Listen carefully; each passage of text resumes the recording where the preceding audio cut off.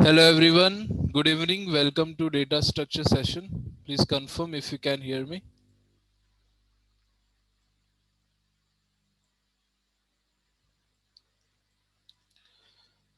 Okay, so as we discussed last session, first today we are going to start with a quicksort uh, algorithm, and then we will go with if you have any doubts or homework question. So first we are going to start with quicksort algorithm.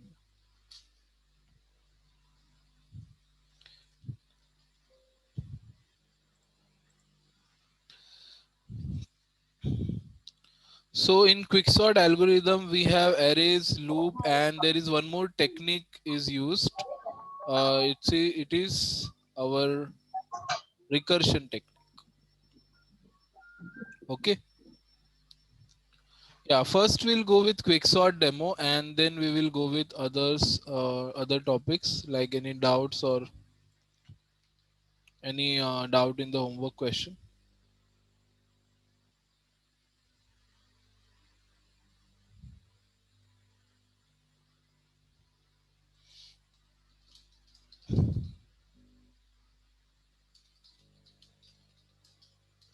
Okay. So just wait for a minute. Yeah. So let's start with the quicksort code here.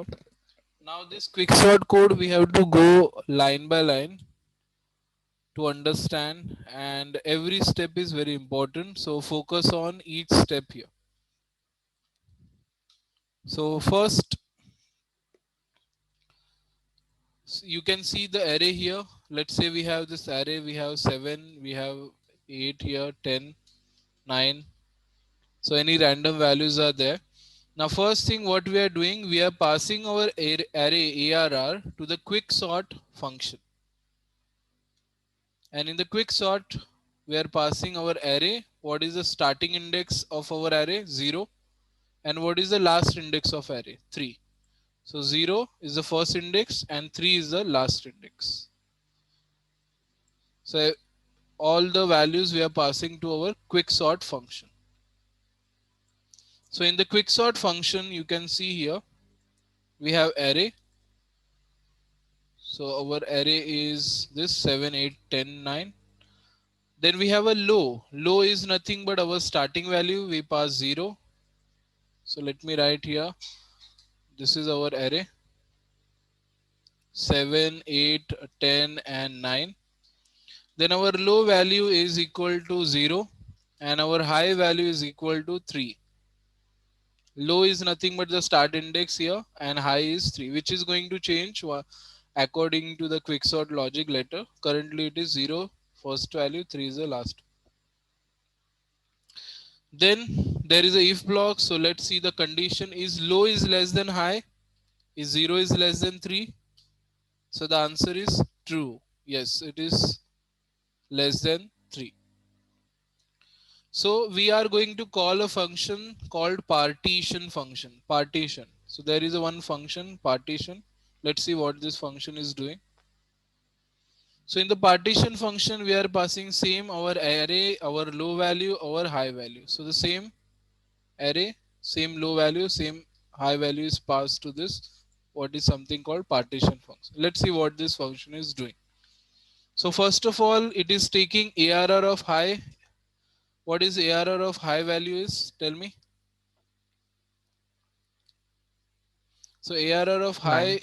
yes, very good, 9. So ARR of 3, high is nothing but 3. So ARR of 3 is 9. और 9 कैसे है तो 10 value है ना. High is 10. No, no. High is a variable name. And what is the high variable value? 3. 3.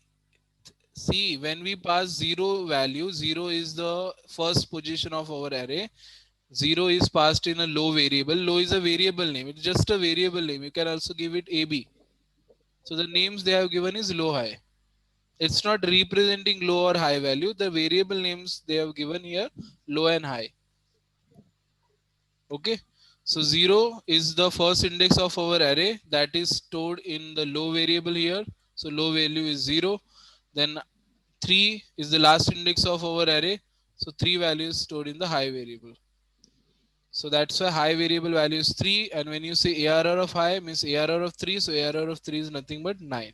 So it is not representing maximum or minimum value. Index wise 3 is the they have considered high here. And that's why pivot value here is 9. Any doubt? No, sir.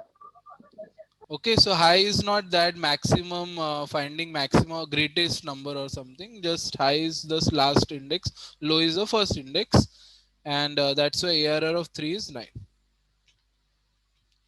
So pivot value, remember, let's write this also here. Pivot is equal to 9. Pivot value is taken 9. So pivot value, from pivot they search right and left. In the concept, we'll see how it is doing, what it is doing with pivot. I variable equal to low minus 1. So low is already 0. If you minus 1, so I becomes minus 1 then. 0 minus 1 is minus 1. Then we will start with the loop. J is equal to low. So low value is 0. And last value is less than equal to high minus 1. High is 3. So 3 minus 1 is 2. So this loop is going to start with a 0 value, and last value will be 2 for this. So enter the loop. ARR of 0 means 7 is less than pivot value. 7 is less than pivot is what, 9. Yes, it is true, it is less than. So do in increment I plus plus. So I value is minus 1, it will become 0 after incrementing. And after incrementing we are going to call a swap function. Swap means it will do the swap code. I think the swap code is required multiple time. That's why we created separate function for swapping, the same swapping logic. So what we are swapping, just focus on that. I, we are swapping with J. What is ARR of I here? What is ARR of 0? ARR of 0, we are swapping with ARR of J value is, what is J value? 0.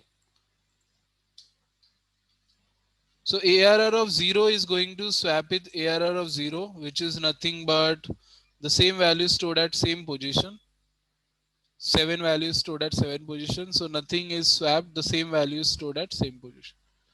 Then repeat your loop for value. J variable increments to 1 now.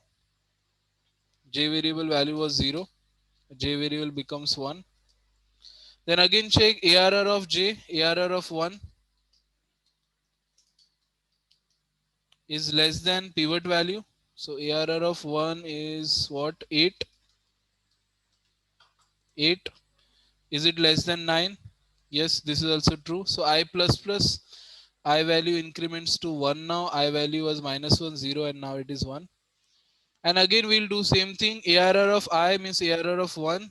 Change with ARR of J. J is also 1. Here I have written J is 1.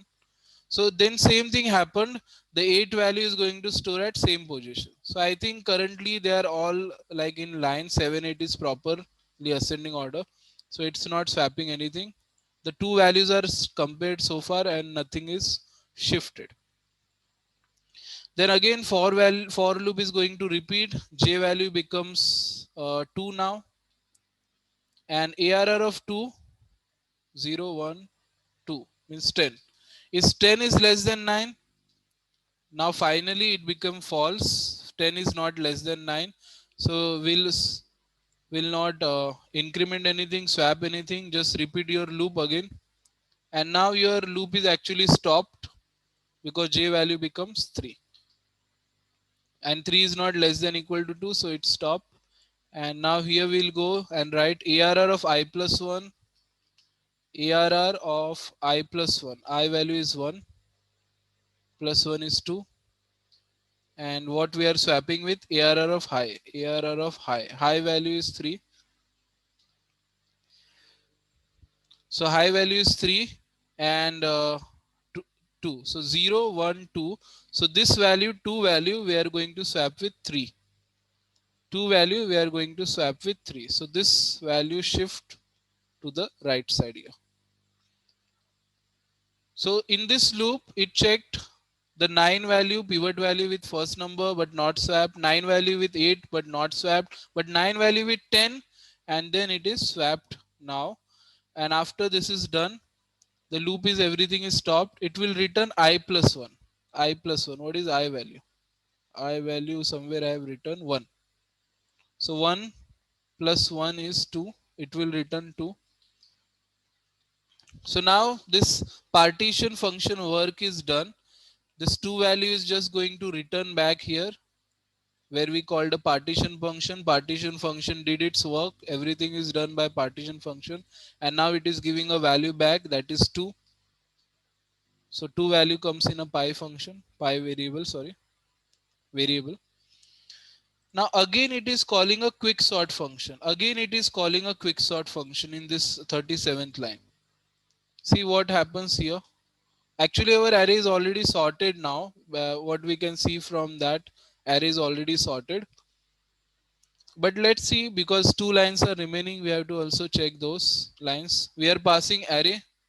So the array is this now, 7, 8, 9, 10. What is the low value now? Low value is same 0 and pi minus 1. So pi value is 2, 2 minus 1 is 1. So low value is same 0. And what is the high value? So we are passing pi minus 1. So pi value is actually 2 because we got 2 here, see. So 2 minus 1 is 1. So now,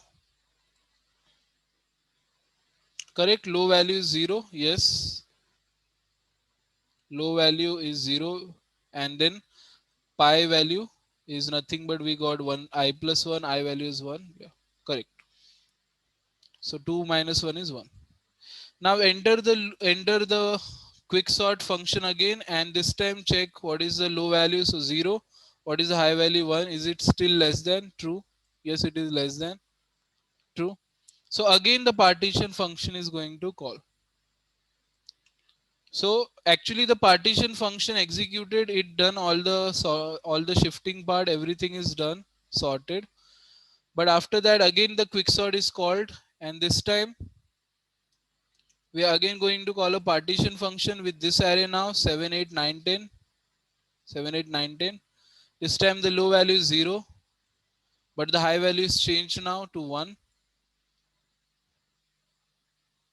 So high value is changed to 1. So this time ARR of high is 8.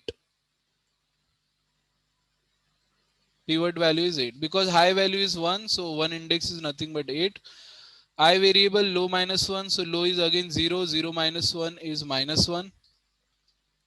And J value starting from low, which is 0, and high minus 1. High is 1. 1 minus 1 is 0. So this loop is now only going to repeat one time, because J starting value is also 0 and end value is also, you can see, 0. High minus 1. High is 1. 1 minus 1 is 0. So ARR of J now, ARR of 0. ARR of 0. ARR of 0 is nothing but 7. And a pivot value is nothing but 8. So 7 is less than 8. True. So I plus plus, I value becomes 0. And then swap the value. So what we are going to swap? ARR of I, 0. J is also 0. So nothing swapped. The same value stored in the same position. And then a loop is going to stop. I plus 1, I value 0. 0 plus 1 is 1. And high value is also 1. So nothing again is swapped here. Same value is stored at the same position. 1 value is stored at one position. And this time it is going to return 0 plus 1, that is 1. Again the value back to the, so partition function first time called, it returned 2, and this time it returned 1 here. So again we will now pass the array. Our low value is still 0, but this time the high value is pi minus 1. Pi value is 1. 1 minus 1 is 0. So high value is 0. So high value is actually decrementing. The high value was 3. then it was 1, and now it is 0. So now when it enter the if block, so this time 0 is less than 0, low is less than high, low is 0, high is also 0, so it's not less than, false. So loop stops, and after the loop means the recursion, it was calling itself, function was calling itself, it will stop. And after that we'll display our array. So actually in the first, when we call partition function in first time, then that time only the complete sorting was done, but it again called the function, because I think it's created like this. It is going to check the position one by one, and then it stopped. So what happens if we see the complete process here? Our array was this 7, 8, 10, 9. The first we took this as a pivot value, the high as a pivot value. How high means the last position as a pivot value. We compared with the 7 value, and 7 value is not greater than, so we have not swapped value. Then we compared with 8, it was also not greater, so we did not swap. Then this one value was greater, so we swap the value, and then the complete program is stopped. And finally it is going to display the sorted array. If I run the program, let's see what it is printing. So it's printing 7, 8, 9, 10. So first when we pass array, we are passing the starting index and the end index of our array. This function just check your low should be less than high. Otherwise, how we can compare? The low means the first position and the high is your last position. It should be different, less than. Then we called partition function. Partition function did the same thing which I just showed you. This is the pivot value they have taken compared with first value, not greater. This is also not greater. But this one is greater.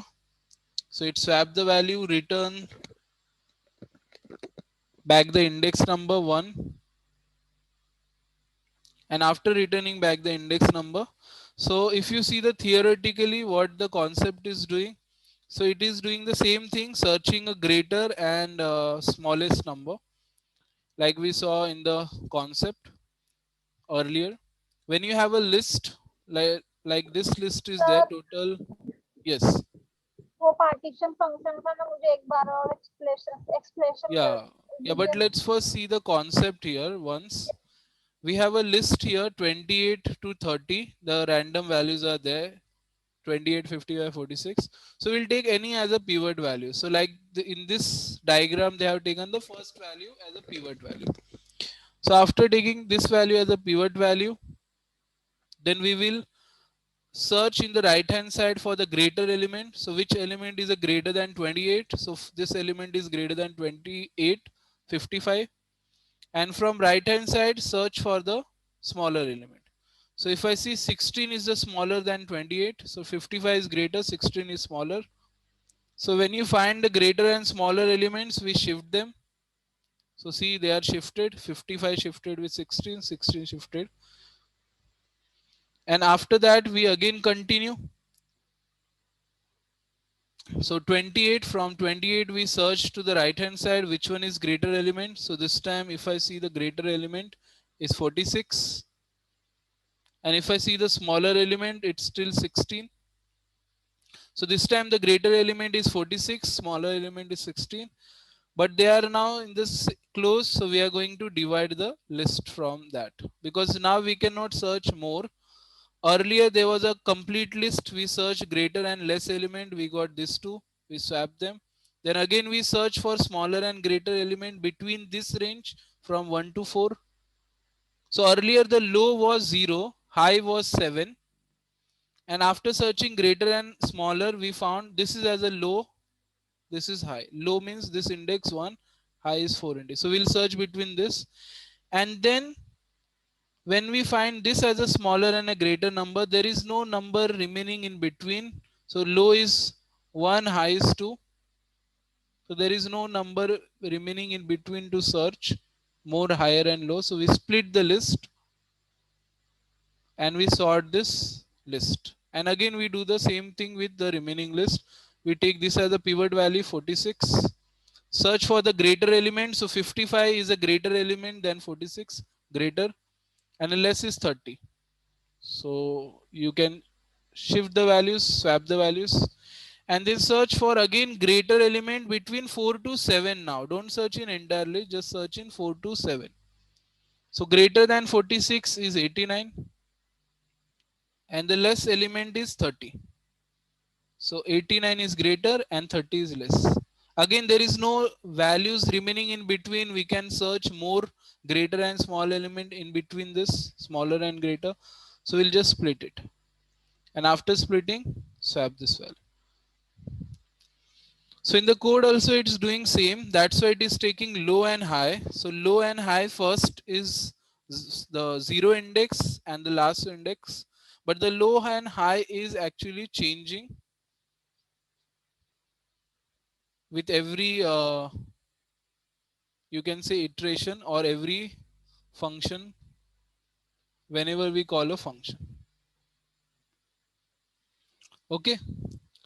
So we'll see this function again. You have to see again line by line. You have to understand the variable values, array values, because again from concept wise it is easy to see and easy to solve if you see this concept like searching greater value, smaller value, but how we implement it. So indexing is again important here in array, and there is a recursion also, like function is executed and again called itself, again called itself. So function is calling itself until the low and high become same. When the low and high become same, it stop, because there is no further partition we can do. In 03 we can do the partition, but in 00 you cannot do partition because both are same. So what about the 38th quicksort recursion call? Yeah, that is also same here. See, after this line was going to execute, like if you remember, low and high value was 0, so this line was stopped. Then this line will execute. Array is same, pi value is nothing but was 1, correct? Yeah, so 1 plus 1 is 2, and high value is same, 0. High value is 0, right? Yes. Yes. So because of this, low is 2 and high is 0. It's not going to repeat, and this line is also going to stop. Okay. Okay. And that's why I have not executed that line. Means I have not checked that line, because we can see also array is already sorted. So whatever it will do further, it's not going to swap any value. It will just store same values in same position, and finally it's just going to stop. So let's check here again. We have one array with some values. What is the array ARR? We are passing into quicksort. So pass this array to the quicksort function.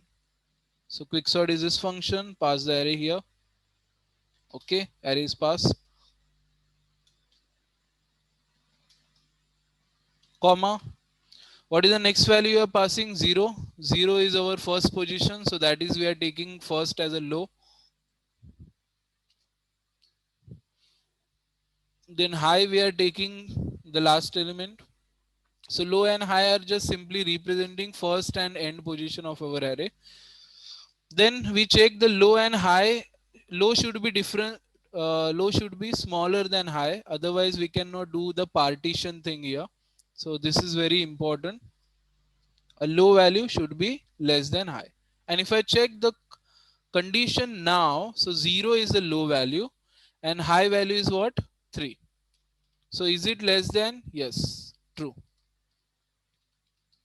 So because it is true, we enter the if block and we call the partition function. And because the values are checked, low is proper, high is proper, so we'll pass same low and high to the partition function to divide our list and make that gap between low and high smaller. So partition, we are passing our array, we are passing same low value, same high value. So just pass it to the partition function. In a partition function, we got this array, low and a high value. So this is our array ARR. This is our low value, low variable value, and this is the high variable value. So we'll take ARR of high. ARR high is 3. So ARR of 3 is nothing but 9. So that's why 9 is a pivot value. It is not compulsory that you should take the last element as pivot as or first element. You can take any as a what we say pivot value first. So here in this code we have taken last element. So last element as a taken as a pivot value 9. After that low minus 1. So low value is 0. So 0 minus 1 is minus 1. I variable value is minus 1. Then j variable is starting from low, that is 0. Sir Yes. यहाँ पे हमने high है इसका last value लिया 3, तो यहाँ पे लो हमने इंडेक्स वैल्यू लेने का है. Low and high both are index numbers. No but आपने यहाँ पे तो हाई में 9 लिया है क्योंकि Yeah, because what is there at 3 index position? या और फिर यहाँ पे 7 लो तो 7 है ना पहला 0 7 तो -1 कैसे. Where is low is minus 1? I'm saying I variable is equal to minus 1. Low variable is 0. 0 minus 1 is minus 1. Low, not value. Low is index currently. 0 is the index. 0 minus 1 is minus 1. Okay, sir. Understood? So you don't see the value. Here we don't know the values first of all, which one is low or high. We just work on indexes here in the quick sort. So low and high are only index. Don't see the values there. And if you see ARR of high, so ARR of high is 3. So ARR of 3 is nothing but 9. So we took 9 value. Okay, because it is stored at 3 position. So low variable value, that's why I've written here low variable value is 0, which is representing 0 index. 0 minus 1 is minus 1. So see the values which I've written here. So I variable value, that's a minus, and it will increment slowly when we compare our elements. So one by one it will increment. J variable value is low. So low value is 0. And high minus 1. So high is 3. 3 minus 1 is nothing but 2. So what we are going to do in short, if you see carefully now here, what this code is trying to do. It took the high. High means this last element, 9. And this loop, if you see, it is going to check 0, 1 and 2 elements. 0, 1 and 2 elements. So it took the pivot value as last element, and now it is going to check with other 3 to swap it. It is searching, it is going to search the value which is less than the pivot value, so it can swap it. If the pivot value is less than, so it can swap. So it has taken a pivot value and now it is searching for a less value. So this is the main logic we can see from here. So let's see ARR of J, J value is 0. J equal to 0. So ARR of 0 is nothing but 7. Is less than pivot value. So pivot value I'm writing here, already written, pivot is 9. So 7 is less than 9. Yes, increment I, then I value was minus 1, so it is 0 now. And swap the elements. Now ARR of I is 0, so ARR of 0, and J value is also 0. So ARR of 0 is going to store at 0 position only. So 7 value stored at 7 position. Nothing is swapped. Because it is not less than 9 is not less than 7. So we are no need to swap it. Just keep it there. After that, again repeat the loop. J value increments to 1. ARR of 1 is 8. 8 is less than 9. Yes, it is. 8 is also less than 9. It's not greater but less than 9. So I plus plus and again swap. So ARR of 1, I value is 1 and J value is also 1 this time. So what we are doing, we are storing 8 value in the same position. So 0 value stored at same position, 1 value stored at same position, because no need to shift those values, they are at proper position. They are not greater than 9, we don't have to shift them. So they will be stored there only, same position. And then the I value becomes, sorry, J value becomes 2. The next iteration, J value becomes 2. So ARR of 2 now is 10. And now check, is 10 less than 9? No, 10 is not less than 9. So if 10 is not less than 9, so we'll not increment anything, no swapping, just go outside the if block and repeat your for loop. For loop is not completed yet. So next J value is 3. But we will stop the loop now because we already said this is our last value, J less than equal to 2. Stop the loop. And now again after for loop there is a swap line. ARR of I plus 1. I value is 1. 1 plus 1 is 2. And ARR of high is what? 3. So ARR of 2 is going to swap with ARR of high. So 2 is nothing but this. 3 is nothing but this. So they are going to swap. This is stored here. And 10 value is stored here. So 9 is stored here, 10 is stored here. So 9, first we checked which one is less value. 7 is less value. Then 8 is less value, but we did not swap because it wasn't greater. Then 10 is there, so 10 is swapped. So everything is done in the partition function here. And now it will return I plus 1. So I value is 1, 1 plus 1, it will return 2 now. Why it is returning 2? If you see here this thing, if you notice this thing, if you focus this thing, so it is not taking as a 3 high now. It is taking as a 2 because it is already shifted to the proper position. So this is as a taken 2. It's returning 2 value back. So here we called a partition function. Here the code was started, the partition code and everything. So this function will get that value back 2 and stored in a pi variable here. So again the quicksort function is going to execute because it is same like that bubble sort here, kind of. Means it is not going to swap anything now, but it is going to do the remaining lines even after sorting the data because it has remaining lines here. So quicksort is going to call again. This time the array is passed. Arrays this time is 7, 8, 9, 10. Low value is still same 0, but the high value is changed now. The high value is 2. Sorry, 1. Why it is 1 now?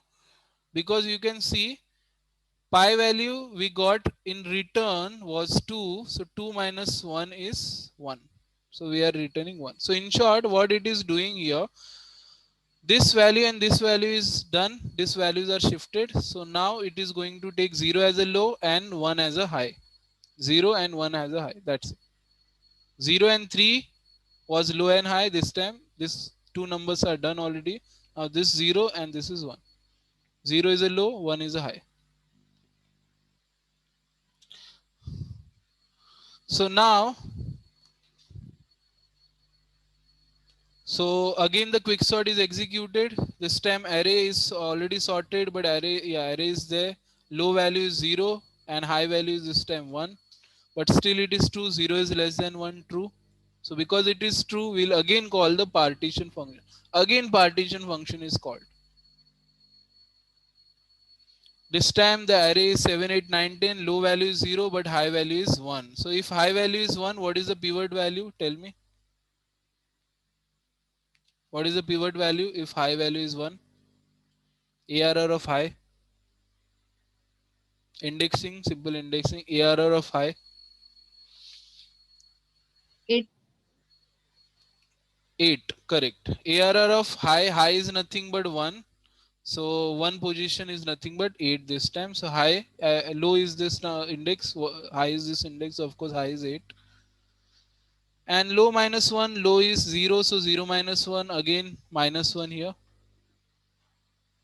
J variable this time is going to start again with 0 and the end value is high minus 1 means 1 minus 1 which is 0. So this time it giving indication that it's going to only repeat one time because start and end is same. So ARR of 0 is nothing but 7 is less than a pivot value. Pivot value is what, 8? Yes, it is correct. So I plus plus I value is increments to 0. Swap the values again, same thing. ARR of I, if you see 0 and if you see J also, it is also 0. So actually it's shifting the same, not shifting, it's just storing the same value in the same position. And after that done, the loop, then J increments to 1 and because it is false, so condition is false, 1 is not less than 0, loop stops and again it will do swapping. I plus 1, I value is 0, 0 plus 1 is 1, sorry, and high is what, 1. So this time no swap thing is happened. The value is stored in the same position only. 7 is stored at 7, 8 is stored at 8. Now these two values are also checked and swapped. So now I plus 1 it's going to return. So 0 plus 1 is 1. Return back again to the partition function. Again back to the partition. So this time pi value is 1. And again the quicksort, so it is repeating, calling itself. Again the quicksort is going to call, this is our array. This time the low is 0. But the high is pi minus 1. This time pi is 1. So 1 minus 1 is 0. So earlier the low was 0, high was 3. Second time low was 0, high was 1. And now the low is also 0, high is also 0. Because nothing is remaining to swap. So low, it's decreasing. The gap is decreasing. So now the low is 0, high is also 0, which makes your condition false. And this line is now stopped. So this line is going to execute. Our ARR is this. Pi plus 1, pi value is 1, 1 plus 1 is 2. And high value is 0. So 2 and 0. So 2 is less than 0, false. This line also stopped. Nothing, no need is to repeat. So finally the complete function is stopped. Because pi is 1, 2, pi is 1, 1 plus 1 is 2, high is 0. So the low cannot be greater than high. Otherwise, how we can then swap the values? Low cannot be greater than high. And finally, this function is stopped. And this, it is going to return back to the 48 line where we started from. So this was our array. We started from here, the 48th line here. Quicksort function was called. It then called partition, again called itself, again called partition, again called itself. Finally, everything done and back to the main line, 48 line. But when it back, the everything is done, sorting is done. Now when it print the array, what it will print? This is the array, 7, 8, 9. So the quicksort is doing less comparisons because it is using that divide and conquer technique. It is taking low and high, and by taking the low and high, it is dividing your list, and that low and high, what we say, space between the low and high is decreasing, and finally your low and high become same, 0 0, or yeah, 0 0, and then your complete recursion stopped. Now then it is not going to repeat method. Sir, Yes. sir, the line number 33 to 40. Hmm. Sir, we already have void quick sort, right? Correct. So, and we are calling it on main function. So, From main function, yeah. what's the need from line 33 to 40? First of all, this line is important. Low should be always less than high. Okay. Otherwise, we cannot do further sorting. Like if it is giving 2 and 0, so the low is 2 and high is 0, which is, of course, you can see it doesn't sound proper. Then we cannot do the swapping part because This is the technique which quicksort is saying. We always have to find out the greater element from left side and the smaller element from right side. This is going to stop if we have 2 and 0. So if is of course required. 36 line is of course required, because if you just call quicksort function is not going to sort the data. We have to call partition function, then a partition function sorts the data. So if is required, 36 line is also required, because it is doing the partition, the main code is there written. And these two lines are for further, means just by taking 0 and 3 as a low and high, it's not going to sort always. Currently our list was already almost sorted and our data is also small. That's why it has not taken further recursion. In only one repetition of function our code was done, and then this 37-38 line just called, but they have not done anything because our list is very small and already sorted. But if we take now big list, like if I take 8 elements now here, so these two lines are going to call quicksort function again and again until it's going to completely sort, and until the low and high becomes same. So these two lines, 37 and 38 line, are also required, because just by calling quicksort function one time, it will not give you ensurety that your data is sorted. We have to keep calling function again and again until the low and high uh, become same or false. You can see the fault 2 less than 0. Then we can say the complete sorting is done, because we started from 0 to 3 and the range is decreased. Now we reach 0 to 0. So 0 0, there is no number remaining to partition or swap. Then it stops. So if line is required, partition is of course required, 36 line, and these lines are also, that's why required. So if we take more elements, it will do more repetition. But these functions are, say, in one iteration, not everything is not going to sort. So it will take one more iteration. So our sorting is done in just one iteration, just by making 4 comparisons, 3 comparisons, sorry. One comparison, 2, and in this comparison, everything was sorted. And then when it call a function itself again, there was no need of sorting, so it just gave one value back, which was not less 0 value, 0 less than not 0. So it has not done sorting again. It's no need of sorting again because our list is small.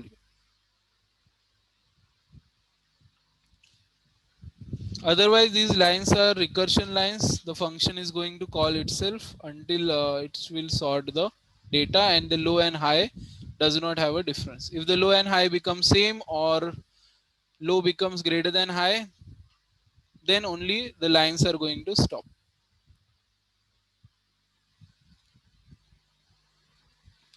Otherwise, it will keep doing this. If I increase my numbers here, you will find quicksort. Now we called, I think, 2 times. One time it sorted, second time it just stopped. If I increase number, quicksort function will be called, and it will call again, and I think it will call again. So the more numbers you will have, it is going to call itself again and again.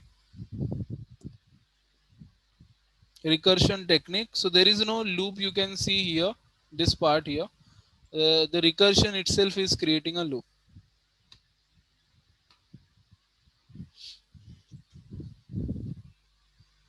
So this is the quicksort code. It takes the low and high value, and the low and high value get decreased.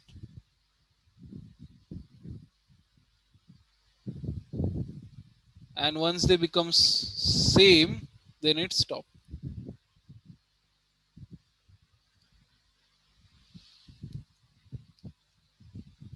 So this is the code. That's why two functions are separately created here. So we can do the recursion. Everything is not written in main. In this code, you cannot write everything in main like bubble sort or other sort options.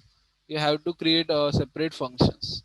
Otherwise, recursion is related to function. Function is required in this step.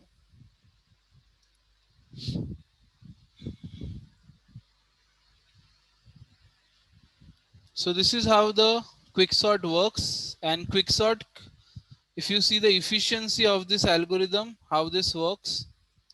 So if you see this program carefully, we have only one loop. There is no nested loop. But it is going to call itself again and again. So let's see what is the efficiency they are giving us. They are saying the total time taken by the sorting algorithm depends again on the position of pivot value. Typically, the first element is chosen as a pivot, but leads to the worst case efficiency like this one. What is this? Quadratic order of growth. Means it will take double time than your or a square time than your element. If you have 4 element, it might take 16 comparisons. So the worst case when the list is already sorted, in this case, the partitioning, yeah, we are seeing, yeah, you can see we are doing same thing. We are trying to find order of growth here. One of the two sublist will be empty and the other will contain all the element. In such a case, means they are saying if you take first element as a pivot value, so your pivot values is in the first position, so it will check all other elements one by one. So first element is considered as sorted, others are unsorted. So that's why it will take more iterations. And what is the best case we have? The best case for this, therefore, the efficiency of quicksort, the best case possible is n log n. So n log is in nothing but logarithmic. So if I show you that diagram again, you can understand easily from that diagram which I sent you. Let me download that diagram again here. Where is that first session?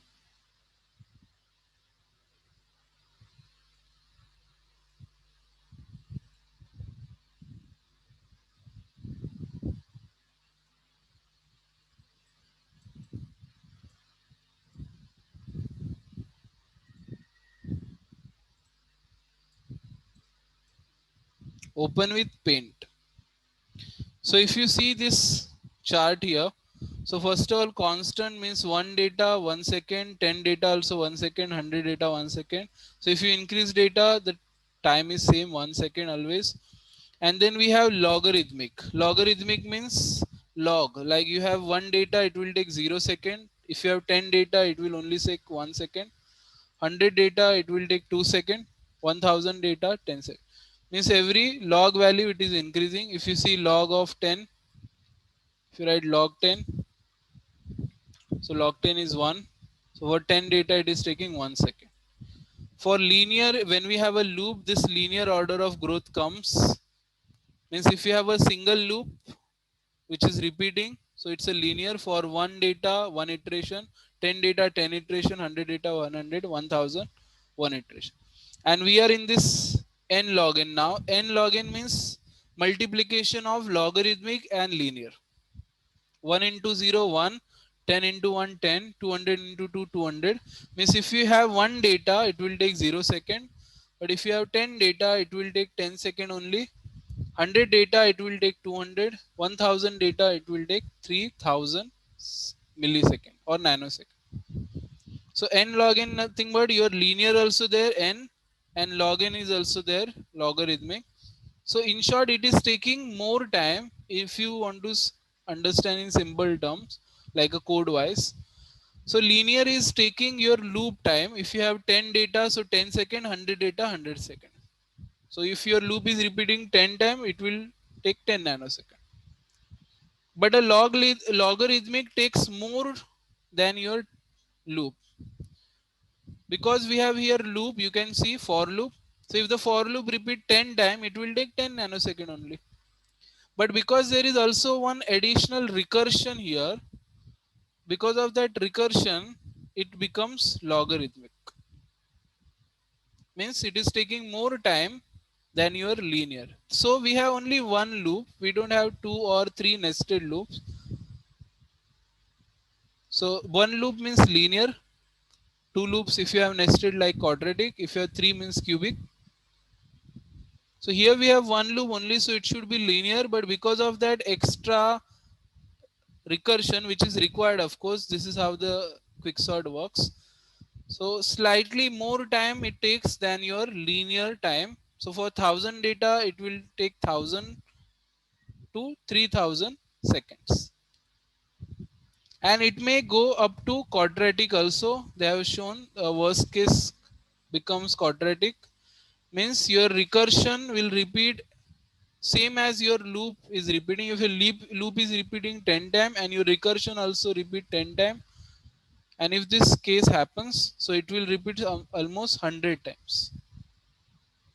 So your worst case or worst order of growth for this quicksort is quadratic, and the best option we have is logarithmic n log n. So So we'll that's think, that yeah, is linear rhythmic, na? yeah, between linear and quadratic, that is linear rhythmic. So it is logarithmic actually. They have Oh, written linear rhythmic because linear and logarithmic mixture. So we call it logarithmic. That is n log n. So if you see here, they have written logarithmic n log n, and in a book it's written logarithmic. We call it logarithmic only. Some they call linear rhythmic, which is same. Linear and logarithmic mixture. That's why they are given linear rhythmic. So this is, sorry, this is logarithmic, and this is we call log linear. Sorry, by mistake I told you logarithmic here. Logarithmic is log n, and this is combination of linear and logarithmic both. So some call linear rhythmic, or you can call log linear also. So if you see in our book, like first chapter where the big O notation was introduced, so what they are calling here, so we normally call it log linear. Log linear.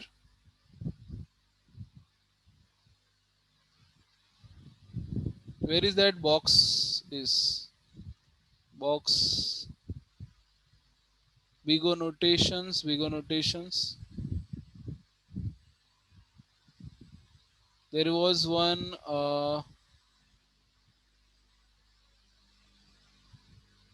table. Yeah, here. So you can see here we have log linear. So log linear means n log n. We call it linear rhythmic also, log linear also, not logarithmic. By mistake, I was calling logarithmic. Yeah, correct. So the question comes here that the previous sort algorithm, but after bubble sort takes quadratic only. But the next sort, what is the next sort after bubble sort? Insertion. So the insertion sort takes linear order of growth, or quadratic order of growth in worst case, and linear order of growth in best case. So the insertion sort is good. Insertion sort is better than our quick sort. But actually, the same thing mentioned in insertion sort.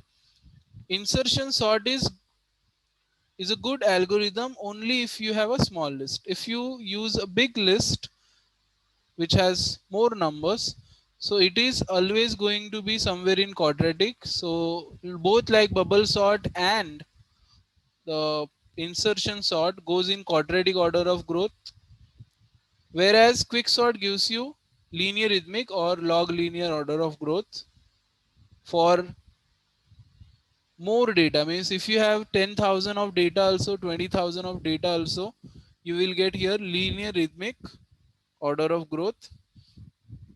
So that's why for big list we go with quicksort algorithm.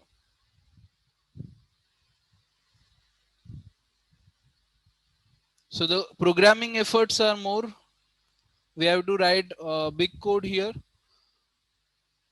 but as we know, the factors programming efforts are less important because we can also see the code or copy paste the code and implement it.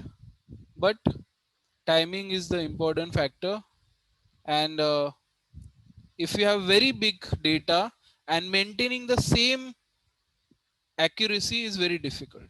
In small data, maintaining accuracy is easy. But if you have a big data and maintaining the same order of growth is difficult, which Quicksort actually maintain. That's why Quicksort is used for sorting big list.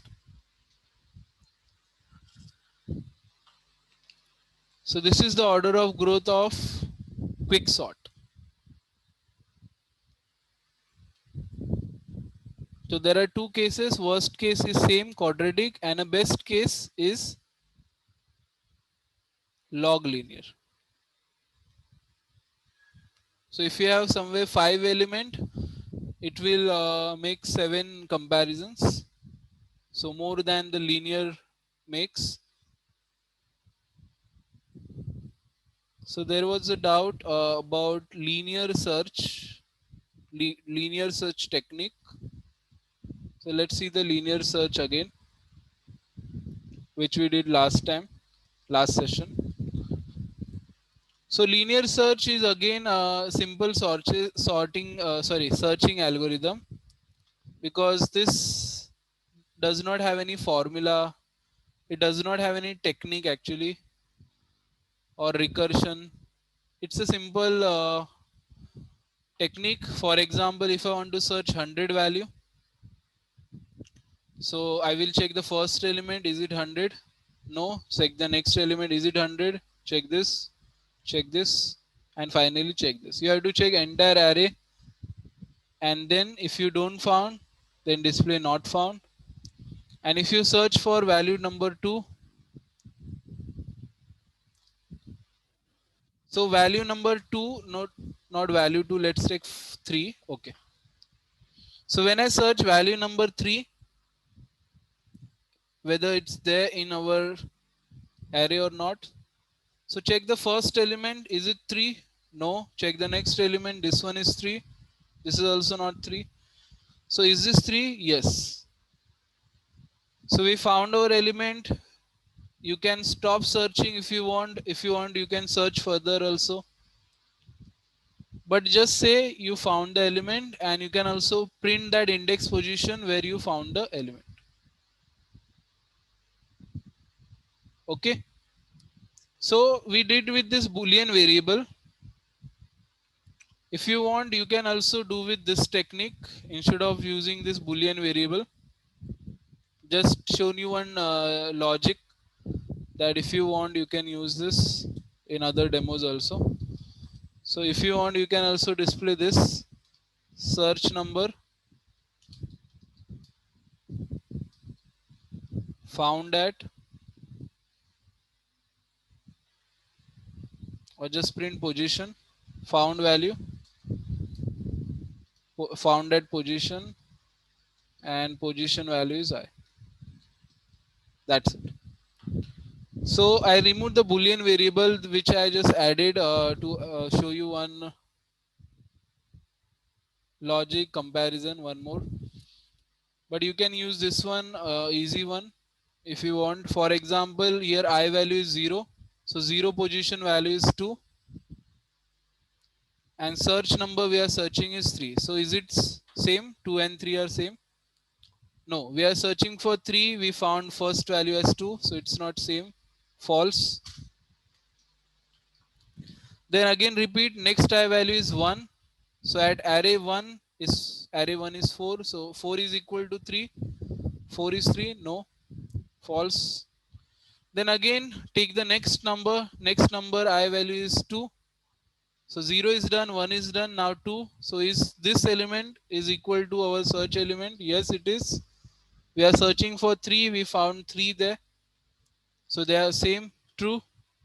So what we are going to print, found at position 2, because I value, current value is 2. Just print found at position 2 and then break the loop. Break means it will go outside the loop and stop.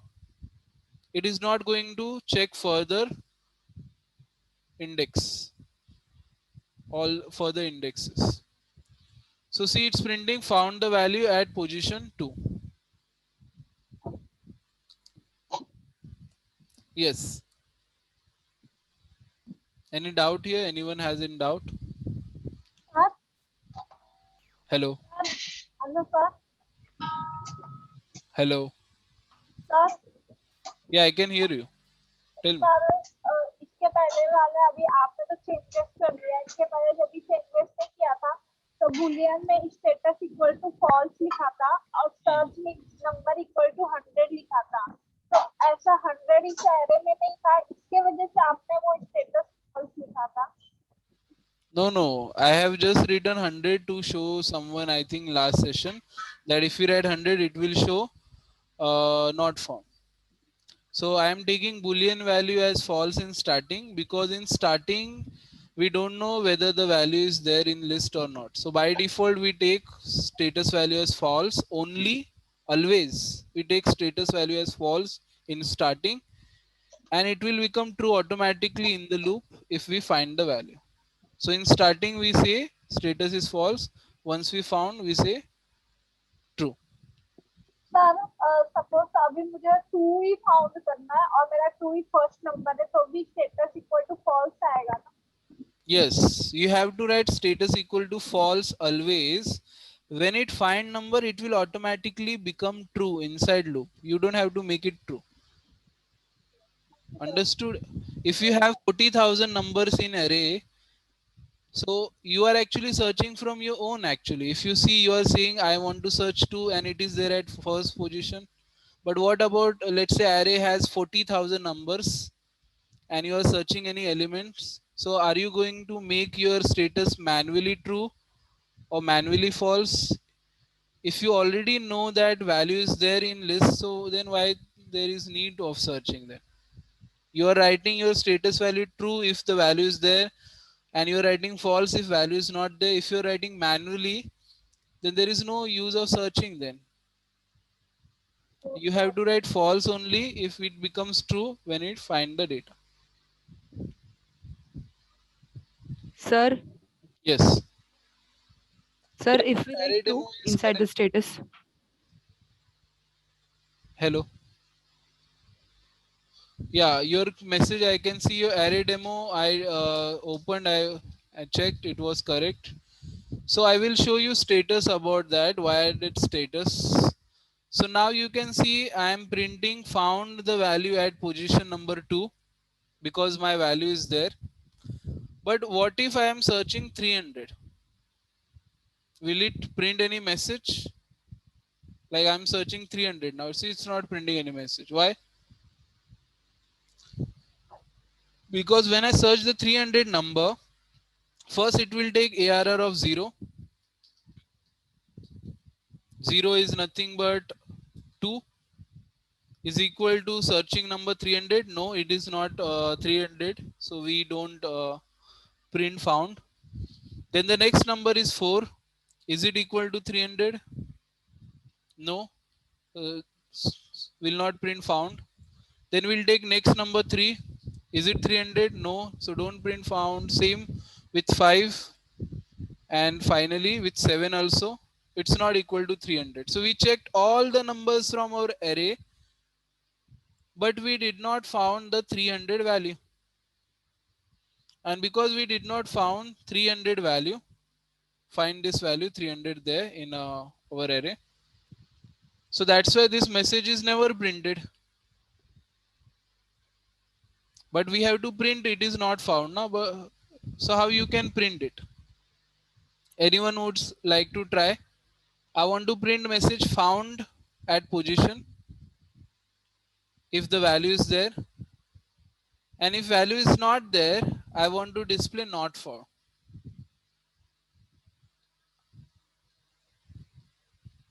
Without creating any separate variable.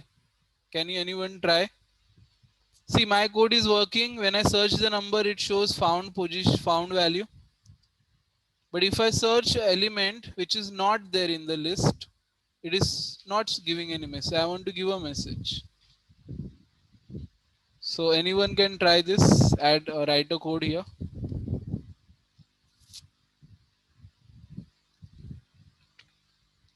Yes, anyone?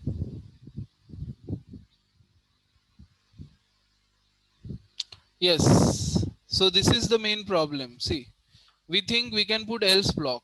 but you have to remember you are in a for loop, and this will give a problem. You can write in else block, not found, value not found, right? So actually, because I did this already and many times, so I think I directly use status variable. But actually, if you try this, giving a not found message, then you will understand why I created that one more variable for helping. See, when I run the program now, what it is printing? It's printing value not found, not found, not found, not found. Why it is printing? Let's see. First, when we take a number 2, it is a search number? No. Because it's not a search number, it goes to else block, says value not found. Then when we search 4, so 4 is search number? No. So else, again go to else block, value condition not satisfied, go to else block, value not found. Then 3, not found, not found, not found. And this is okay, it's printing not found multiple times, that is okay. But if I search element, let's say 3 is there in the list, correct? 3 is there, so it should print found. But now see what happens. See, it's printing value not found, found at position 2, value not found, not found. So it is taking one number, check is it 3? No, so not found. 4, is it 3? Not found. 3, is it 3? Yes, so found. And again other two numbers not found. So I don't want to give this not found again and again. I want to give only one time. So you have to keep this if else outside the for loop. If you put it in for loop, there is a problem. But then if you put it outside for loop, how you can check whether your data you found or not found? So that's why I created one variable, and this variable value I am keeping as false by default, and the reason is I am saying in this line that we did not find any value yet. In this line number 10, we have not found the value 8. That's why we are saying status is false. We don't know whether the 3 is there or not. Don't see the array. You cannot see the values of array every time. For example, data sometimes comes from database. You cannot see what is there in your array. Or if user enters data, you don't know what is there in array. So just think you are in the line number 10. Let me press enter here. Line number 10, you don't know whether your data is there in array or not. So that's why you are saying by default false, because we don't know the data is there in array or not. So by default we have taken false. And if we find the value, we'll not print a message, we'll just take this status value to true and then break the loop. So what is the meaning of status true? If it enters the if block, means a status value will become true. This line represents if the status value become true, means we found the number. And if it is false, only if it is not changed. We starting in the starting 10 line, we have given status value as false. If it enters in a if block, means your value is found, and that's why the status is true. If it did not enter the block, if block, means it is not found. It is not enter in a if block, means it is still false. If the status value become true, means value found. So that's why here we are writing if the status value becomes true. We intentionally given status value as false in the starting. If it changed to true, means we found the value. It enters in the if block. That's why it changed to true. And that's why we can say value found. And if it is still false, because in the starting we given a status value as false, and if it keep the same values false, it is not changing, means it did not enter the if block, it is still false. So if it is false, we'll go to the else block and say not found, value not found.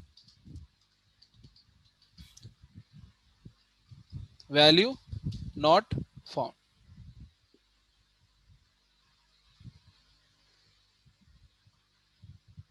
Okay, so we have given this variable value intentionally by default as false.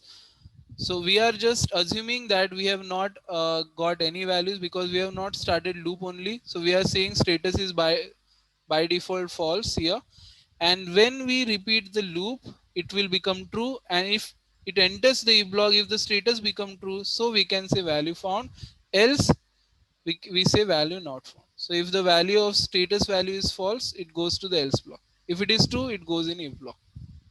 Sir, Yes. but in this case, we can't print now the position, Position is, you can print na I variable is there, you can print I variable there. Value found at position. but it will be outside the loop. Yeah, that's why I declared I in the top, so I can use it in Yeah. loop also and carry the value after that loop. So value found at position I. Status S is I think capital, so let's make it small. So status is not a fixed variable, it's just a variable we took. So in starting we are saying we don't know the value found or not. If it enters in the block, we can say yeah, value found, a value is true, so value found at position, else not.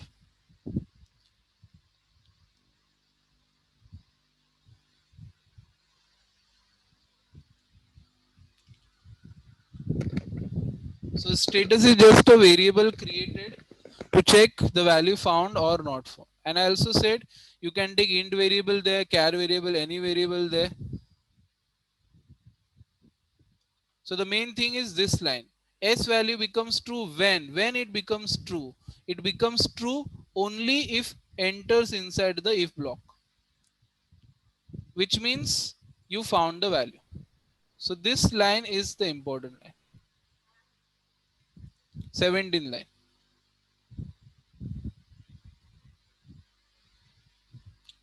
Anyone has any doubt here? Anyone has any doubt or query?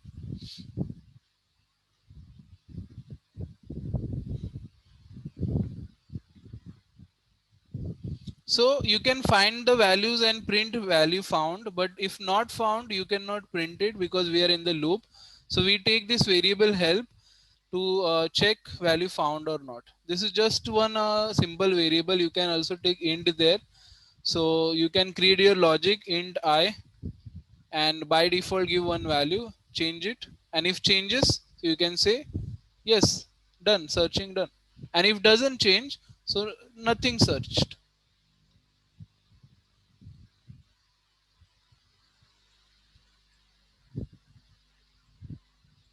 Okay, so it's a simple thing. If you have not understood still, so I will give you then a real world example. Like for example, there is one employee. Okay, there is one person, this is one person. Okay, so my I don't see the drawing, I'm just creating here. This is one person here. This person name is person A. Okay, and to the person A I am saying go to the shop. I am coming in 1 hour. You go to the shop and bring this thing. And after 5 minutes, when I come back, I see the person is sitting same position. So I can say he has not reached the shop. He has not taken that thing. He is still sitting in the same position. So this person is nothing but like a variable we created. So we just created the variable to change the value to true, which indicates us the value found. So similarly, when the person moves to the shop, we can say, or not found in the same position, we can say move to the shop. So first of all, the person should be there. Okay. Yes, Aman, I got your message. The message is your network problem. You got disconnected in the meeting. So you have to check with the network problems. Otherwise, you will not get the topics. You will not understand the concept. Okay. So I just explained the entire linear search.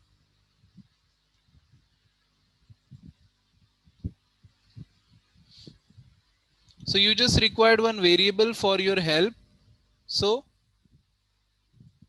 if the value changes to true, then it indicates us the value found.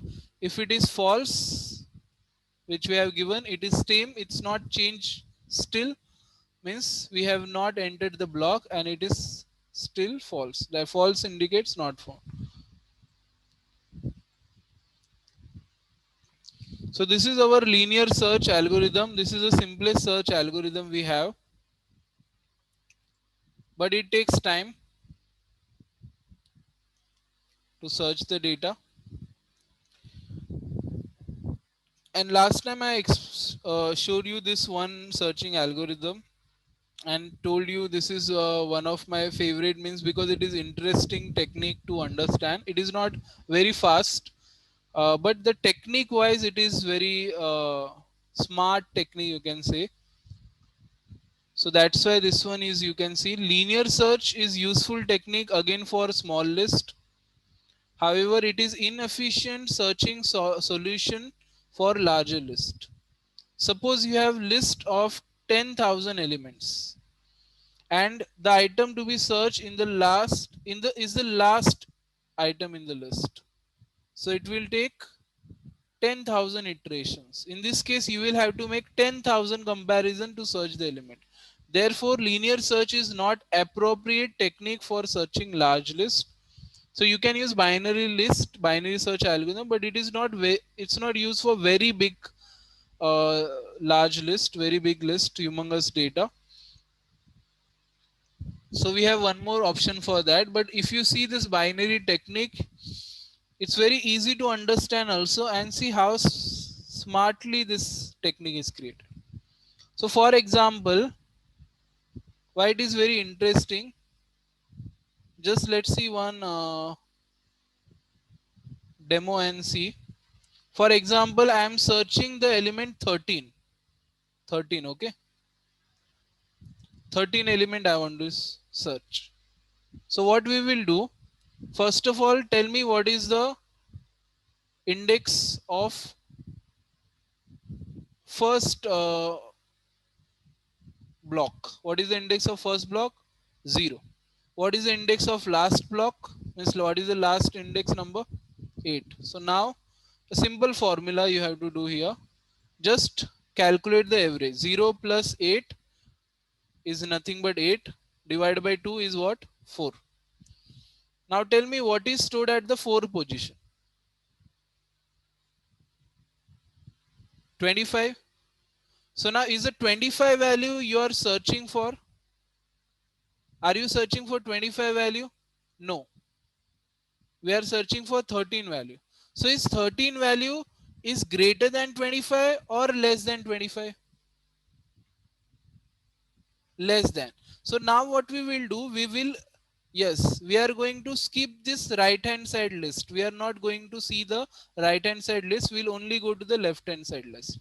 Now take the, again, what is the first index of our array? So the index is 0, and we'll take this index as our last index now. This index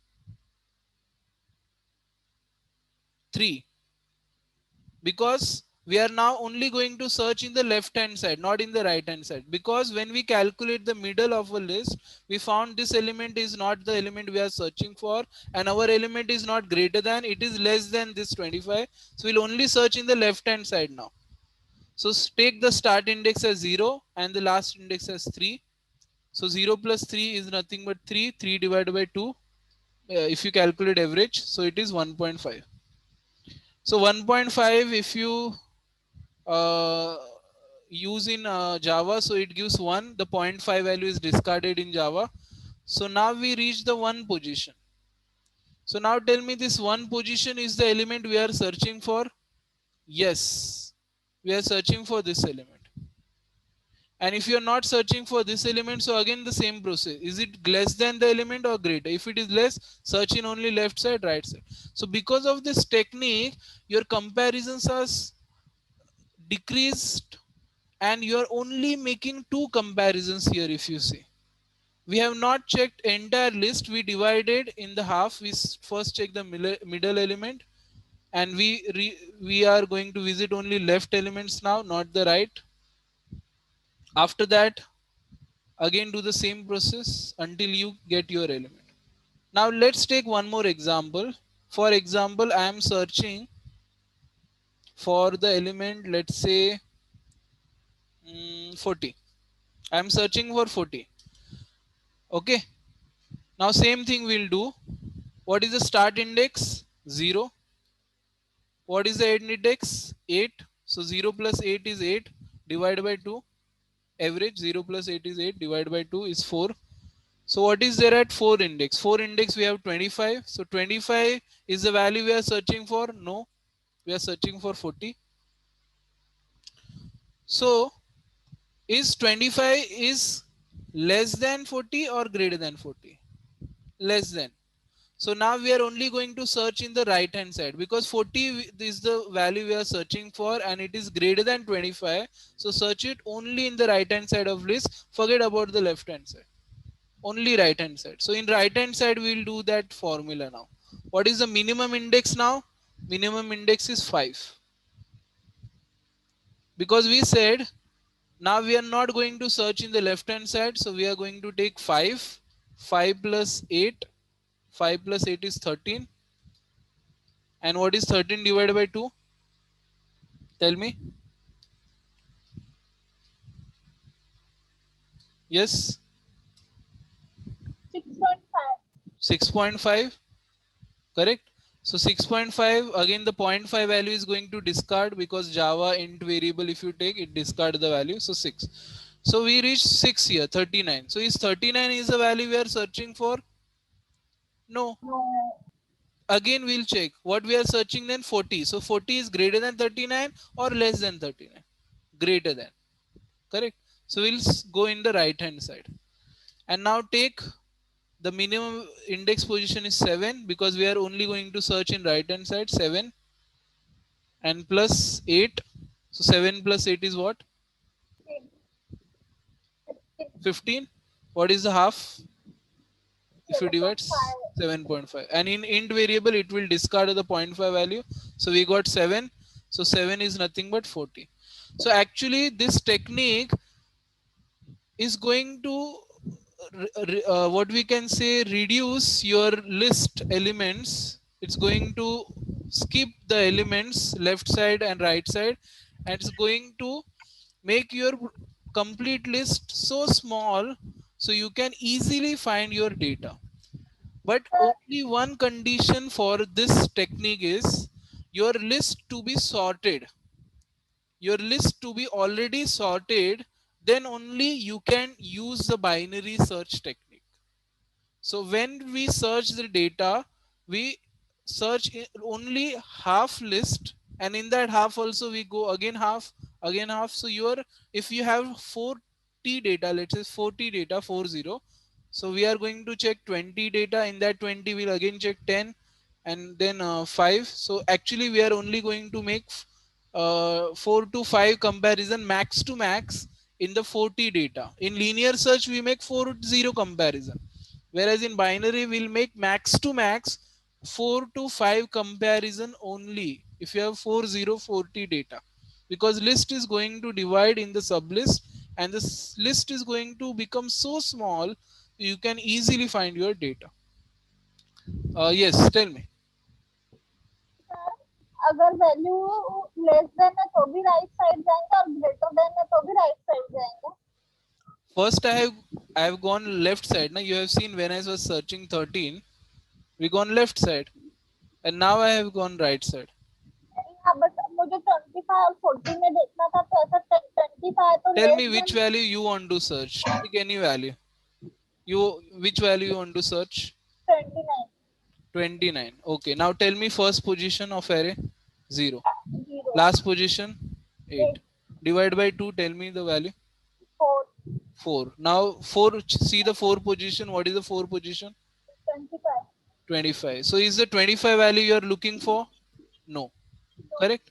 So now check what is your value? Is it greater than 25 or less than 25?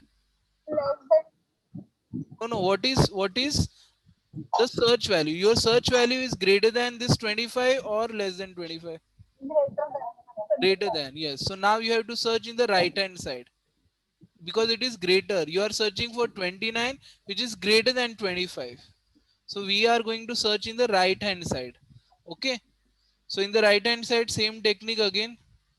Tell me what is the index you are going to take? 5. Because we already reached 4. This is not the number you are searching for. You are searching for 29, right? So we are going to search in right hand side now. So 5 plus 8. 5 plus 8 is what? 13. 13 divided by 2 is equal to 6.5 is nothing but 6. So 6. Is this the number you are searching for? 39. No, You are searching for 39? No. So is your element is less than 39 or greater than 39? less than. Less than. So we'll go now left hand side. So 0 plus 0 is the first element and 5 is the last element. Because we were at 6 na, so 0 plus 5. 0 plus 5 is what? 5. 5 divided by 2 is what? 2.5. 2.5. 5 divided by 2 is 2.5. Means 2. So again we reach 17 here. I think we have done anything wrong. I just wanted to confirm because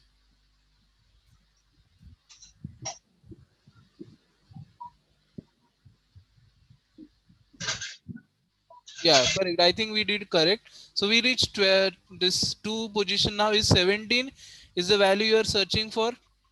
No, no. No. Again, same we are searching for 29. So we'll take now this element 3 is the minimum index, max index is 8. So what is 8 plus 3?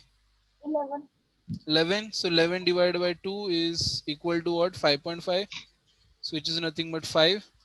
So is this the element you are searching for now? Yes. So yes, you got the element. Otherwise, again, we'll keep doing this. So you have to go left if the element is less. You have to go right if your element is greater. Simple. Understood? Thank you, sir. Yes. So we have to. So this is a simple sorting example, and it actually reduce your list until you get the element. If your element is in the middle, so you can get your data faster, completely middle. If it is in the last or in the first, then we have to do more comparisons. But compared to linear searching, it will make always less comparison. Like here also we did only 3 comparison, I think. Normally 2 required because we checked 13 and 40, which we required only 2 comparison, but this time we required 3, I think 3 comparison. Yes. But total element, if you see 9 elements are there, we are not making 9 comparison like linear search. So we are only making 3 comparison. Now there is one question where we use the quicksort algorithm. See, actually, if you go to any website, as I also told you, it's not about quicksort or your insertion sort or bubble sort. It is about just sorting concept where you use sorting. First of all, whenever you go to any application, like you are going to Amazon, Flipkart, you're buying something and you sort the products price wise, low to high price or high to low price, or you sort the products by name, you sort by date wise. Like in the Gmail we sort the data by date wise to see the new emails. So wherever you are using sorting technique, these sorting codes are used in real world. If you have a small amount of data, bubble sort is used. If you have medium type of data or a small only, we go with insertion. And if you have big data, then go with this sorting algorithm, which is called quick sort.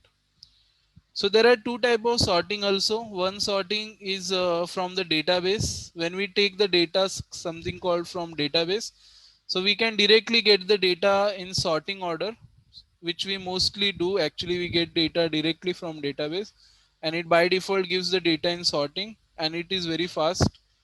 because it's a built-in code.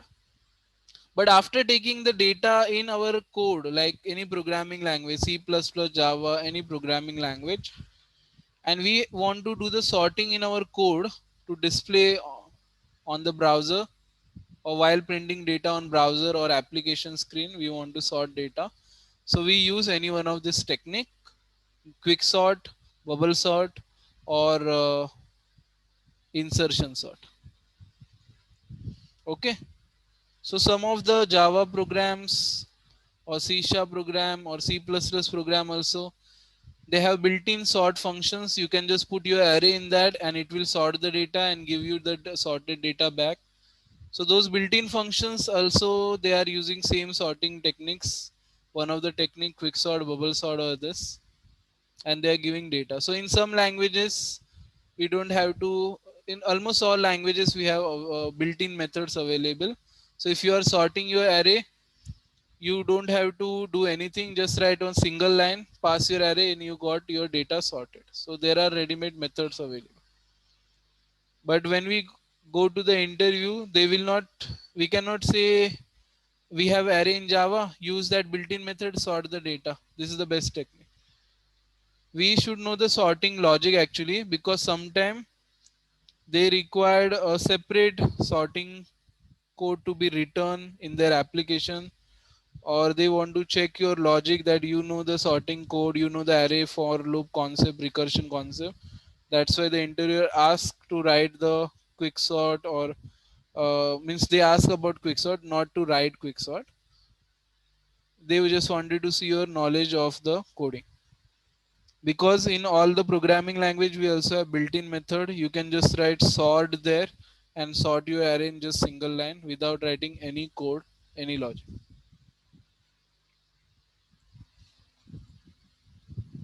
So all the application you use every day, day-to-day life, they are all the real world application of sorting.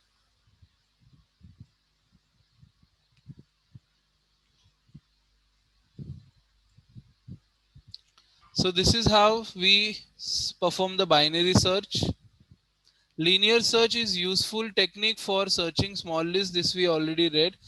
An alternative solution which offers better efficiency for large lists is binary search. This searching algorithm help you to search data in few comparisons. To apply binary search, you should ensure that the list to be searched is sorted. So this is one only problem of binary search, that the data to be already sorted, then only it will search. So if it is not sorted, we have to first sort it and then you can search the data. Or if it is already stored in a sorted form, in like somewhere in database, so this technique is useful.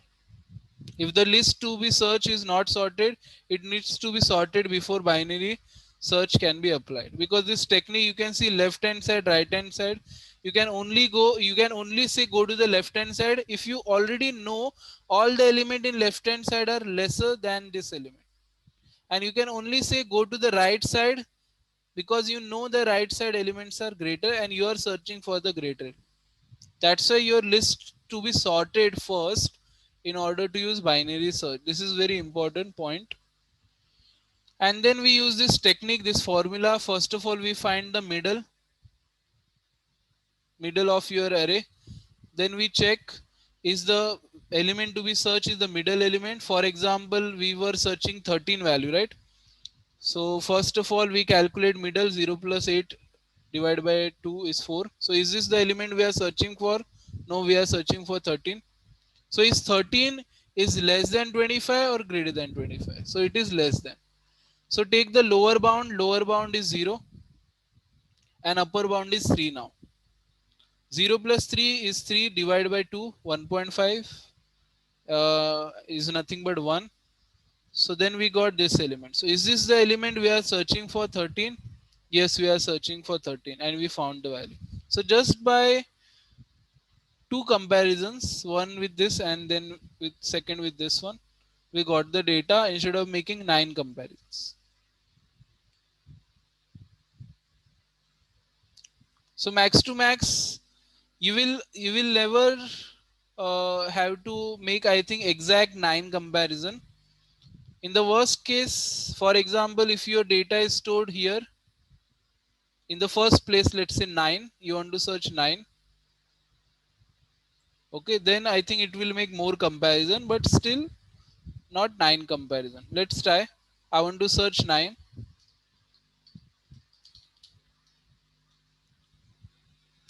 So 0 plus 8 is equal to, divided by 2 is equal to 4. So 4 means 25. Are we searching for 25? No, we are not searching for 25. So we will go to the left hand side. So 0 plus 3, 3 divided by 2, 1.5. So is this the element we are searching for? 13? No, we are not searching for 13.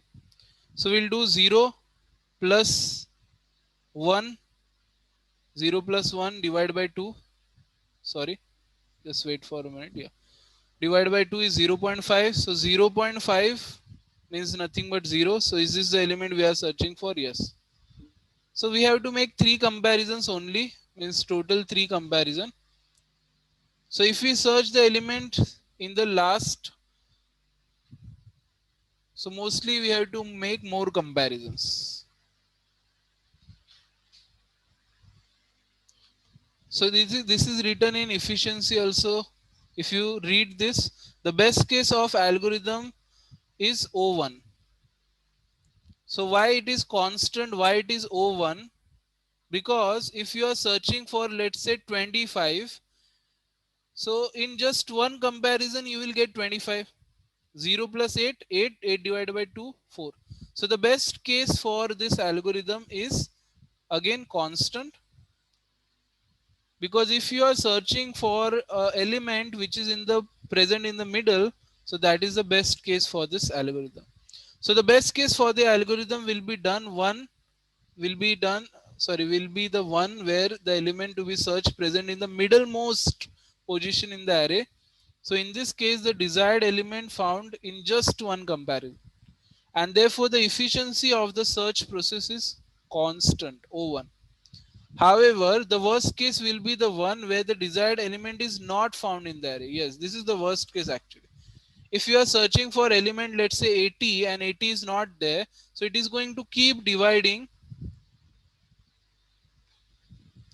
until it get the number. So in this case, the process of dividing the list into sublists continue until there is only one item left for the comparison. So for example, if you are at 0 only, so before 0 now there is nothing. So it is not going to do anything and then stop. Only one element remaining. So it is not going to do the further comparison. And that's why the worst case they have calculated is log n. Means it is taking less time than linear. And actually it is true, because if you see this array now, so this array has total 5 elements, 1, 2, 3, 4, 5. But according to what we have seen now, it is not going to make 5 comparison to search data. If you are searching for 8 also, or 7 or 6 also, it will not make 5 comparison. It will make 1, 2 or max to max 3 comparisons only. So that's why the time taken by this algorithm is always less than the linear. You can see if you have 5 element, it is taking 1, 2 or 3 comparison. If you have 10 elements, okay, currently I have, let's say 3, 3, 6, 7, 8. 8 element, it will not take 8 comparison. It is making 1, 2, 3 or max to max 4 comparisons. So because it is taking time always less than linear, so the first we have is constant. In that table, when we just saw the table, the first was constant. I think I removed now that. The second we have logarithmic, and the third we have linear. So if it is taking less time than linear, so which one is the correct one? So logarithmic is correct. So the best case for this is logarithmic. Sorry, best case is constant. If your element is in the middlemost, the element you are searching is in the middlemost, that is the best case, constant. In 1 second you will get the data. If you are searching the data which is not present in the list or in the last or first position of the list, then also it is making less comparison than the number of elements you have in the list. So that's why it is logarithmic. Log n is nothing but logarithmic. Okay, which is less than linear. Log linear is different. That was if you are, that is in quicksort. If you have more than linear, time taken more than linear, so it is log linear. And if it is less than the linear number of elements, so it is logarithm.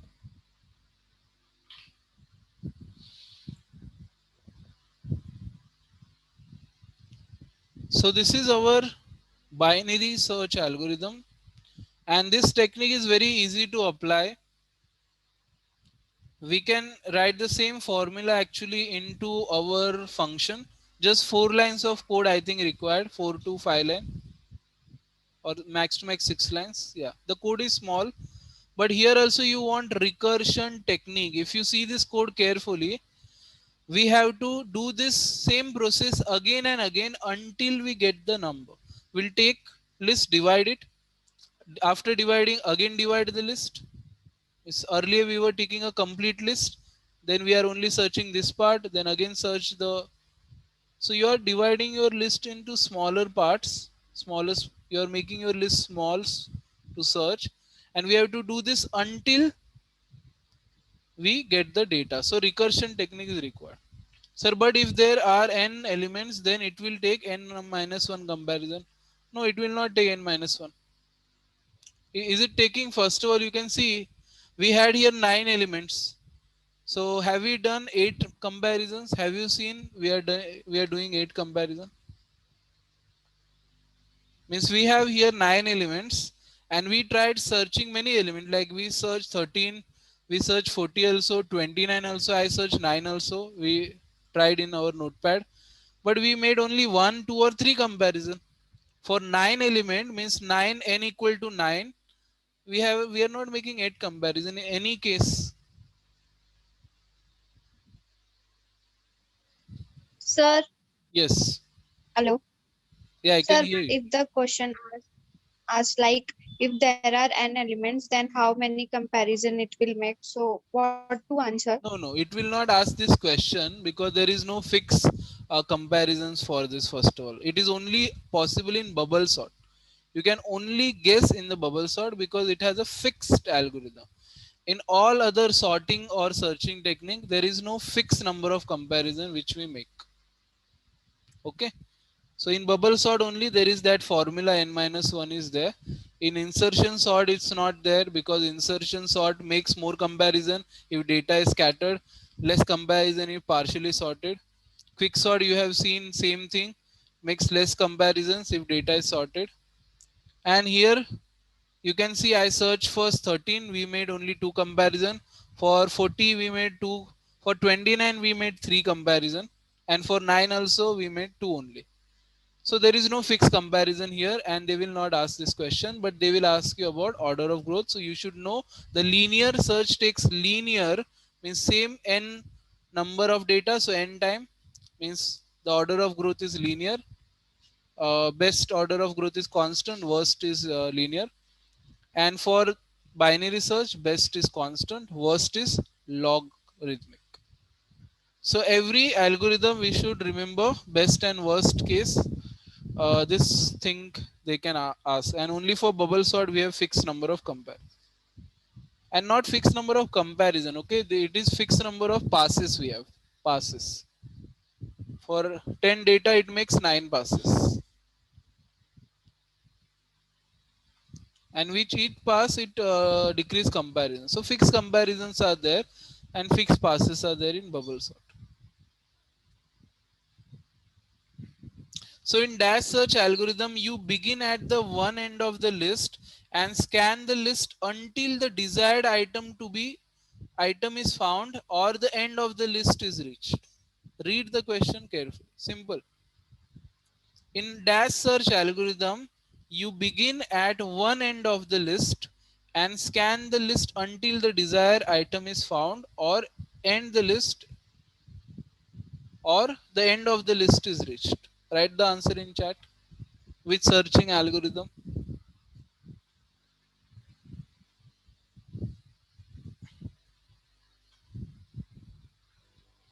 Yes, what is your answer? I got two answers. One is binary, second is linear. I think you are not reading question carefully, or you are not understanding question at all. You have to read the words. You have to understand words here. I got four different answers. Two are saying linear, two are saying binary. Others, what about you? Digvijay, Sonal, Shezan, Sarvanan, Saif, Roshni, Rohit, Madhura, Nikhil, Rupesh, Amir. Sir begin to end हो रहा तो ऐसा binary होगा ना sir. Sorry, begin at one end हो रहा है ना. begin. तो begin और end के बीच में हो रहा है तो ये तो हम बाइनरी में ही कर रहे हैं ना. They are not saying begin. They are saying begin to end. Begin to end means from start to end. या तो ये बाइनरी में ही कर रहे हैं ना हम. Yeah, so correct answer is linear search, because in binary we don't search from beginning to end, we search in linear only, because they are saying, if you read the question for properly, search algorithm, you begin at one end of the list and scan the list. Scan means the complete list you are going to check, and we don't check complete list in our binary search, because in when I was searching 13, I just checked 25 value and then directly compared 13 value, and I got the data. 13 is the data I was searching. I found it just in two comparisons. We don't check the each element and complete a scan the entire list. We do this in the linear. So in linear, if you see the code we just opened now,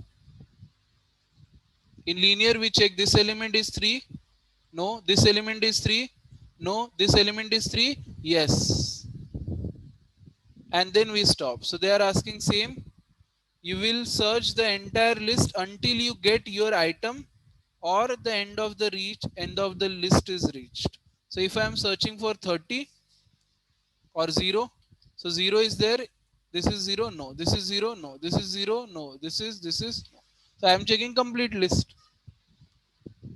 So why the binary is answer? In linear we search a complete list one by one. So you have to read the question properly. To implement dash search algorithm, the list should be sorted.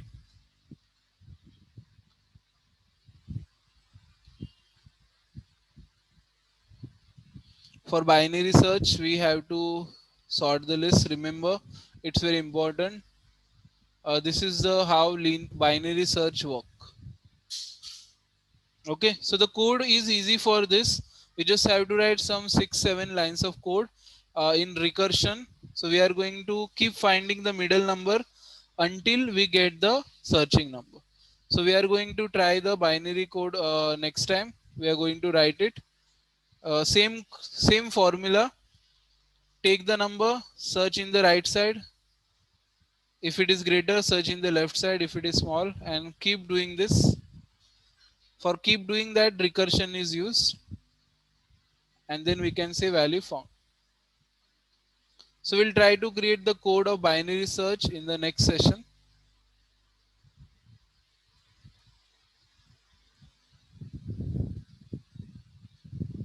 Any homework question which I gave last session? I think there was no question, right? Yes, There was one there was question. one. There was two, there were two questions. Two questions, correct. Fizzbuzz and print the sum of even numbers of an array. Fizzbuzz and find the even number sum. Yeah, Yes. correct. Yeah, so actually we'll see these two both questions in the next session now then. So next session in starting, we'll try both the questions, and then we'll proceed with the binary code. Because there maybe Fizzbuzz will complete, but it will take time again for array. So in the next session, we'll first see the homework question and then cut. So you also got one more day. So if anyone has not done or tried anything at all for this two homework, So you can try this.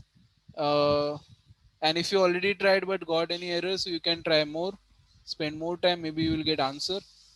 And in the next session we'll discuss same homework questions. Okay.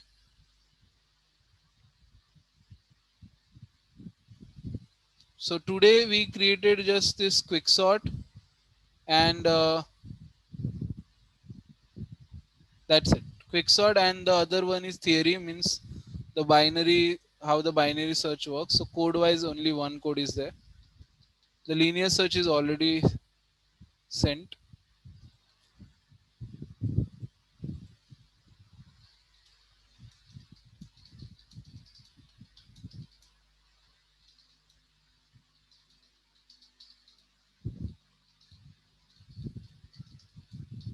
Okay, so Aman is I want email ID disconnected, I think.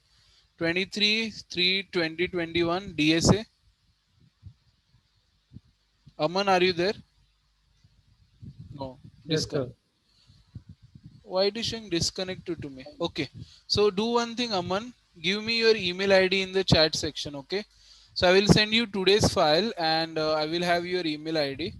So once contacting ma'am, I can share the files with you. Okay. Yeah. Just give me your email ID in chat. Thank you. Sir, I did send it to you. 23. Sorry. What you are saying?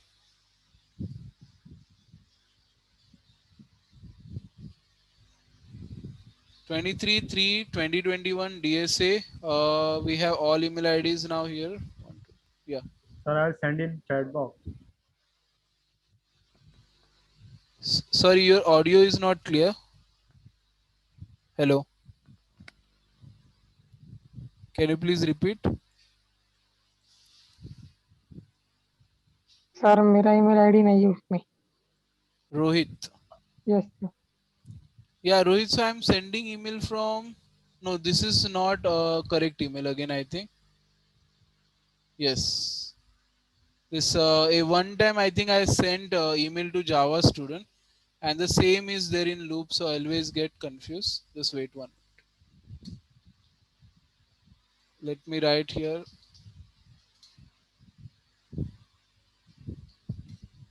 Anyone student email ID. Yeah. So let's copy from here. Check your email ID is there now here.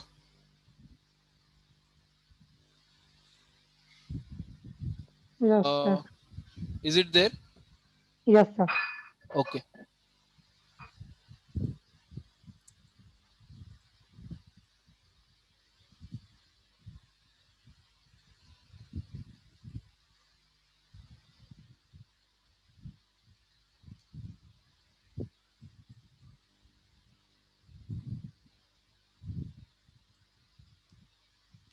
Okay, then thank you for attending the session. I will mark your attendance. Next session is tomorrow, and we are going to discuss first homework question, and then we will try the code for this binary search. Okay, so thank you for attending the session. I'm ending the meeting now. Bye. Thank you, sir.